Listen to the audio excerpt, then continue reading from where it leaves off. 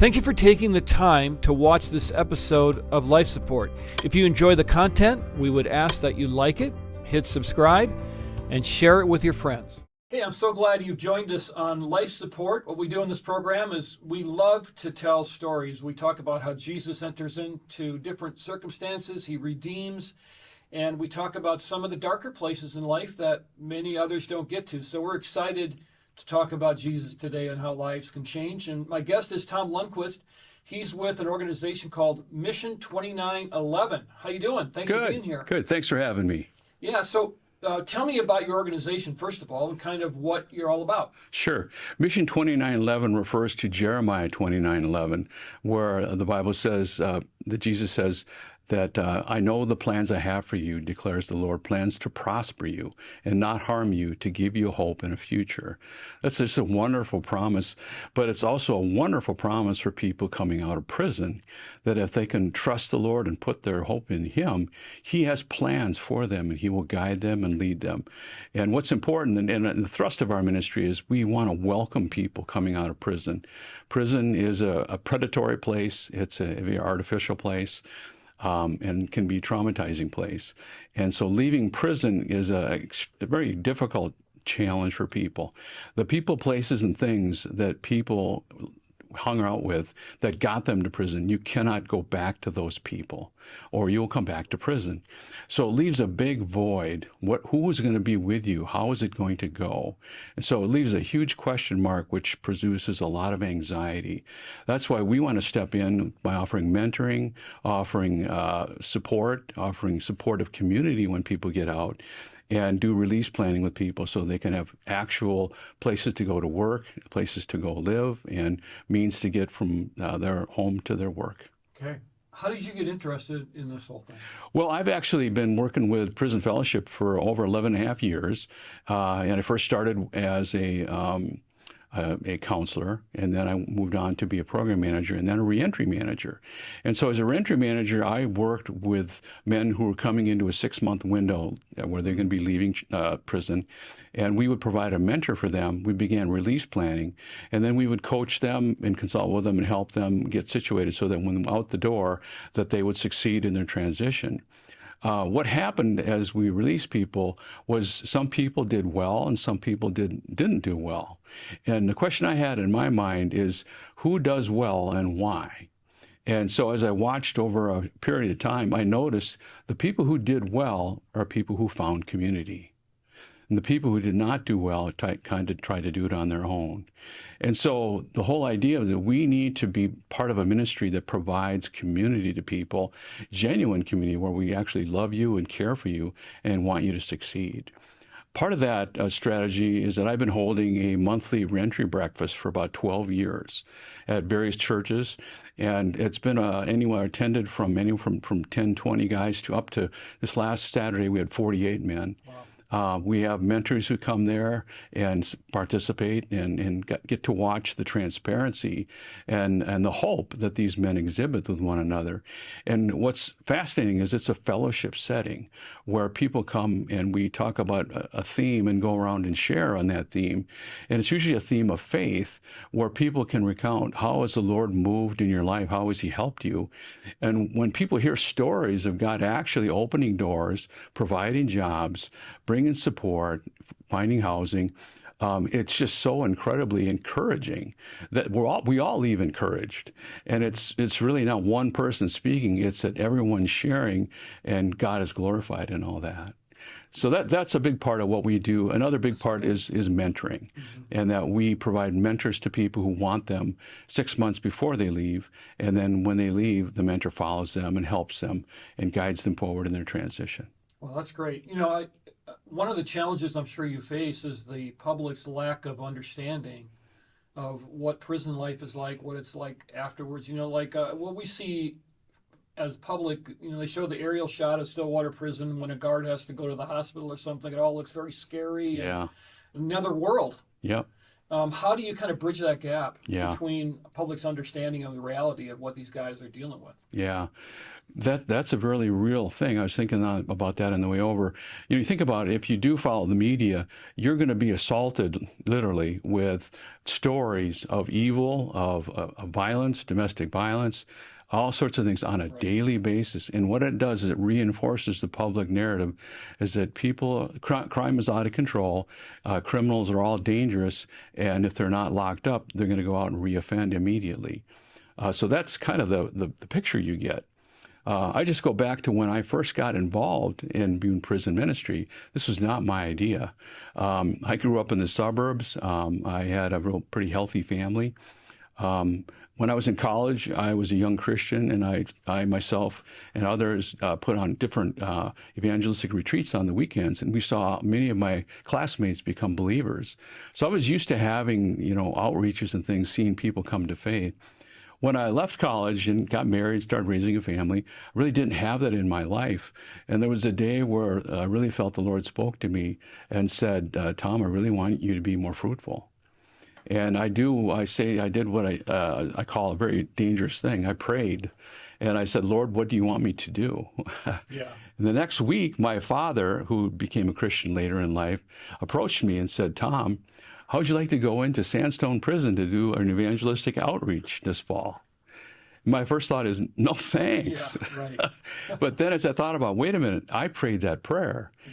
I think this is from the Lord. And so I prepared with the team, and we went in that fall. And when we went in, God had prepared the men in there. And I was actually shocked. I expected indifference, hardness. People would mock us and stuff. These people were broken and spiritually hungry. I was just so shocked to see tell me more. Mm-hmm. And as we would come back once a month to meet with those men, many of those men had become believers, and many of them were on the way to becoming believers. And so my experience of being in prison was not at all what I expected. And what I found out was prison is probably one of the most fertile places for us to be doing evangelism. Right. Yeah. So that's my experience. And what I've experienced working with Prison Fellowship primarily is that when men change and turn from their evil past and find forgiveness, the gospel is just a great thing for people in prison. It means you can be forgiven for whatever evil thing you've done. And I've had double murderers who asked me, can God forgive me? And I said, yes, you can. See what the Word of God says. And they find and truly accept forgiveness. And it's an absolute joyful thing to see them live a different life now. And that's what I see by and large. Not everyone meets that, but many do. And for those people, we definitely want to support them when they come out the door. Yeah, that's exciting. Yeah. What kind of challenges do they face when they're coming out into the real world here? That's a really important question. Many of them have backgrounds, criminal backgrounds, that can block them from employment. So what we do and what we have been doing, and other groups do this as well, is that we network with what we call felon-friendly or fair chance employers. People who realize that what you did 10 years ago doesn't necessarily mean that's who you are now. Right. And so what happens is we've compiled a list of 86 fair chance employers. And I give these lists out to our men and women and say, go look at this, see what area of work that you feel competent or you've done. There's manufacturing, there's sales, there's all sorts of different stuff that you could do. If that's your skill set, call up one of these employers. In the labor market right now, there is a great need for people to come to work, and employers are really more willing to work with someone who has a background who's actually a good candidate to work for them. So things are moving forward in that way. But we do tell people, don't just go knock on doors. Indeed is a good thing, but not everybody is a fair chance employer. Yeah. And we don't want you to have been told no, no, no. Work through this list we're giving you, see where that goes. I've got guys getting very good paying jobs, warehouse jobs that pay very well, that are going to be able to sustain them and be able to have apartments and own cars and such. What are employers afraid of?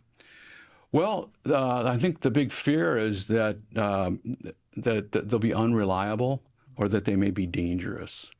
And what's interesting is I really think that you need to take it at a case-by-case basis. Yeah. Many people have made significant changes in their lives between the time they came to prison and the time they left. And so what we do is want to reassure employers that there's people around them that are positive people. And, like our referrals mean a lot to employers. When someone gets a referral from one of us in the network, they know, oh, this person's put a lot of energy into change. So that will help them a lot. But I think a lot of it is they're thinking that people won't show up. People will not do their jobs and stuff. And, that happens with people who don't have records. Yeah, that's right. Yeah. Really, not to hold a prejudice, but give people a chance. Yeah. And really in the interview, you can tell when you talk to someone, are you consistent? Are you faithful? Do you get up regularly? You go to work regularly? If you can see these habits in their lives, the risk is probably not significant. You mentioned mentoring, and wow, when I mention mentoring here at Ridgewood Church, you kind of get that dead silence. I feel like we've been in this evangelical world we live in. We think mentoring is you've got to get a navigator's book out and you've got to meet every morning and you've got and I try to tell people it's just being someone's friend, right, caring about them. Right. And tell me about mentoring and how important it is to what you're up to. Yeah, well, that's an important question. Thanks. Mentoring could be set up many different ways. Ideally, if we can have someone come into the prison and meet with a person like once a week for 6 months for an hour, and that can be in the evening or on a weekend or whatever. And the idea is to build a relationship with that person. And the big part is just to listen and get to know the person. And the idea is that you're not there to fix them, you're there to walk with them. Mm-hmm. And really, they're going to make the decisions. They'll have the consequences. You're just there to be a support and love them and help them. And so it's not a real burdensome type of thing, and doesn't carry a lot of responsibility. It's just to be a friend. And when someone finds out that you truly care for them and you listen to what they say, doesn't mean you agree with everything they say, right, sure, but that you listen to them and then you talk to them about what they're talking about. Many times, our people are really hungry. The people inside are hungry for relationship. And so when they talk and share stuff, even if it's a little bit not what we want to see, many times you come back the next week and both people have thought through what was heard. And it's very common where someone will say, I thought this last week, but, I don't think that's a good idea. Mm-hmm. But that's the benefit of having a relationship, because it's an ongoing conversation. And so the mentor doesn't bear responsibility for the mentee. They just walk alongside them. People like myself and others, we help put together release plans, and we help them find jobs and such. So that's where we bear more responsibility than the mentor. And then we oversee the mentor, and that if the mentor runs into things, we do a mentor training. We're doing one tonight.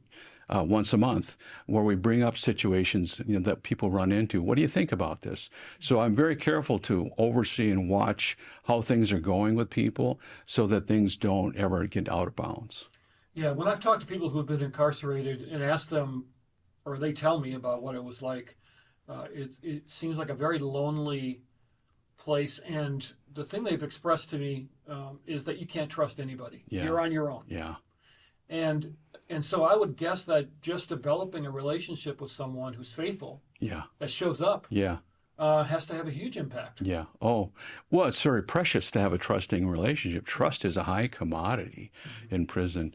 Now, I will say that if people are in prison fellowship academy programs, there is a sense of camaraderie and community that's really very life-giving. And I see a lot of people have very trusting relationships. They're appropriate trusting relationships. But having someone who's outside that circle, who's going to be with you when you get out, is additionally important. And then helping connect people to what I call supportive reentry groups when you get out, of other people who are in transition at various stages of that. I run a group like that weekly. I've got about 7 guys who come to that. And we process about how's it going, what are you facing, what is the Lord doing in your life. It's just incredibly helpful because guys are scared and guys are unsure of themselves. But having myself and other people who have more confidence to encourage them, saying, hey, you're doing the right stuff and keep on going, is so powerful. Yeah. My guest is Tom Lundquist from Mission 2911. We're talking about what the help that he's giving those who have been incarcerated with that transition out, and helping those who are in with mentorship and so forth. And we've been talking about the difficulties of life on the outside, if you want to call it that. What is the number one thing that you think Christians might be able to do, the body of Christ might be able to do, to be involved with this and help make a difference? Yeah, that's a great question. And that kind of leads into another question is, what should be the priorities of people coming out of prison? The common thought is we need to get a job, we need to get housing, and we need to get transportation, and then we need to have support. And actually, I've come to believe that the number one should be support. That if you have people who are in your corner and who will help you find resources and help you process your fears, and that's an amazing thing. Like, for example, the reentry breakfast, which is open to anyone. I always invite new mentors or people who are considering being a mentor to come and witness and see what's happening. And I'll read you a couple guys. I take a survey of guys periodically. And one of our guys, I asked him, how has the reentry breakfast helped you? And he said, it has been a foundation of support and spiritual grounding. It has helped me stay focused on my journey with the Lord while trying to adjust in my fast-paced transition. Another guy wrote, it gave me such hope and encouragement when I first got out. It helped me to connect and open up with others. So if mentors were to be part of that and be helping people, connect with that and follow up with guys, that would be so helpful. What happens is when people come out of prison and they go to a big church, and after the church, you greet people, they're very reluctant to want to disclose, hi, I'm so-and-so, I just got out of prison. Right, sure. What will they encounter? Just the fear of that. And so we want them to come to what I call reentry groups, where there's people who are already getting connected, are already processing. No story is going to shock anybody because everybody's been in and heard stories. And over time, guys really start to get their legs under them, and then they can become part of the church, and they don't have to refer to their prison experience. They can refer to their present experience, right, which is important. And so in that, we want to mix in people who have been in the church, who maybe have never been incarcerated, but who want to walk alongside people and can get to know them and vouch for them. Yeah, these aren't like monsters. These are just people. No. And it's really interesting when you go into a prison or a jail, and you kind of just look around. You go like, this isn't what I thought it would be. Yeah, Just normal people trying to live their lives, and many of them regret what they did, and they just want a second chance, right? Yeah. We had a renter breakfast where one of my mentors brought his wife, and before the breakfast, she came up to me. She goes, "Am I safe here?" And I said, well, that's a good question. I said, I can guarantee you're safe. I said, but why don't you answer that when we go around? And we're going to go around the room and share. And so we went around the room and had a topic, and everybody shared. And there was a lot of laughter and a lot of fun. And we got to her, and she said, I can't believe the amount of love I feel in this place. And people say, more than I felt in church. Well, how about that? Huh? Yeah. Well, it's because people have really opened their hearts. Yeah. They've dropped the masks. Many times we wear the masks in church, and we don't know that that's not a good thing. And so they come and see at these settings like this, and they see these people are so open and honest and transparent, and even admit mistakes, and everybody loves them. So it's a special setting. All right, tell me more about Mission 2911 and how people can get involved. Yeah. Well, there's a number of ways to get involved. One of the primary ways is we do mentoring. And so there's different types of mentoring. There's going inside of the prison and meeting with people maybe once or twice a month in a visiting room and getting to know a guy. And then I would work with you, whoever the mentor is, and kind of coach you along the way. We would have mentoring meetings once a month to process things. There's also outside mentoring where we don't have enough time to start inside. So when someone's released, that you would meet with them and talk with them. You might have more by phone than in person, but the idea is that you're present and you're there to help them and listen to them. There's small group mentoring, like I'm doing right now, which you can do with other people. You don't have to do that yourself. And we are hoping that we can get small group mentoring established in every born-again church, just to create a buffer so that when people leave prison, they can end up in one of these and find confidence and support so that they don't have to feel like they have to carry the stigma of being in prison. Right. And how can people contact you? A couple ways. They can call me on my phone number. It's 612-462-0391, or they can email me at tom@mission2911.org. It sounds like you're excited about this and fulfilled in what you're doing. Well, even though it's not what you thought you were going to end up. Yeah. Well, it's an amazing thing to watch God transform a person's life and to actually show the love of Christ to them and care for them and be on their team where they just get energized. Yeah. And I've seen people who don't go down this road and get discouraged and then make poor choices and get in trouble.